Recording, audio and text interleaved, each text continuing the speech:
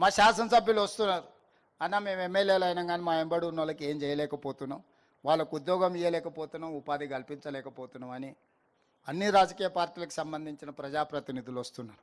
అందుకే ఈరోజు 5 లక్షల మందిని మన చుట్టూతో ఉండి చదువుకున్న వాళ్ళు ఉండి చైతన్యం ఉండి అర్హత ఉన్న వాళ్లకు 50,000 నుంచి 4 లక్షల వరకు స్వయం ఉపాధి పథకం కింద నిధులు మంజూరు చేయించడానికి, అర్హత కలిగిన వాళ్ళకి మంజూరు చేయించడానికి ఈరోజు 6,000 కోట్ల రూపాయలు మీ చేతుల్లో రాబోయే 2 నెలల్లో పెడుతున్నాము.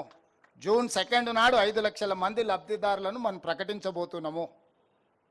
ప్రతి నియోజకవర్గానికి 4 నుంచి 5,000 మంది మన ఎంబడి ఉండి అర్హత కలిగిన కార్యకర్తలు కానీ లేకపోతే గ్రామాలలో ఉండే నిరుద్యోగ యువకులు ఎంతమంది ఉంటారు? 2,000 3,000 ఉండొచ్చు. వాళ్ళందరికీ మీరు పని కల్పించవచ్చు, ఉపాధి కల్పించవచ్చు. మా శాసనసభ్యులు వస్తున్నారు, అన్న మేము ఎమ్మెల్యేలు అయినా కానీ మా వెంబడి ఉన్న వాళ్ళకి ఏం చేయలేకపోతున్నాం, వాళ్ళకు ఉద్యోగం ఇవ్వలేకపోతున్నాం, ఉపాధి కల్పించలేకపోతున్నాం అని అన్ని రాజకీయ పార్టీలకు సంబంధించిన ప్రజాప్రతినిధులు వస్తున్నారు.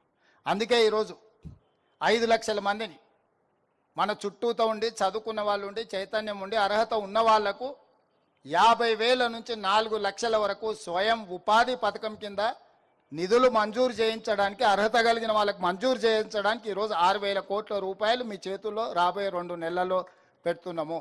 జూన్ 2 నాడు 5 లక్షల మంది లబ్ధిదారులను మనం ప్రకటించబోతున్నాము. ప్రతి నియోజకవర్గానికి 4 నుంచి 5,000 మంది మన ఎంబడి ఉండి అర్హత కలిగిన కార్యకర్తలు కానీ లేకపోతే గ్రామాలలో ఉండే నిరుద్యోగ యువకులు ఎంతమంది ఉంటారు? 2,000 3,000 ఉండొచ్చు. వాళ్ళందరికీ మీరు పని కల్పించవచ్చు, ఉపాధి కల్పించవచ్చు.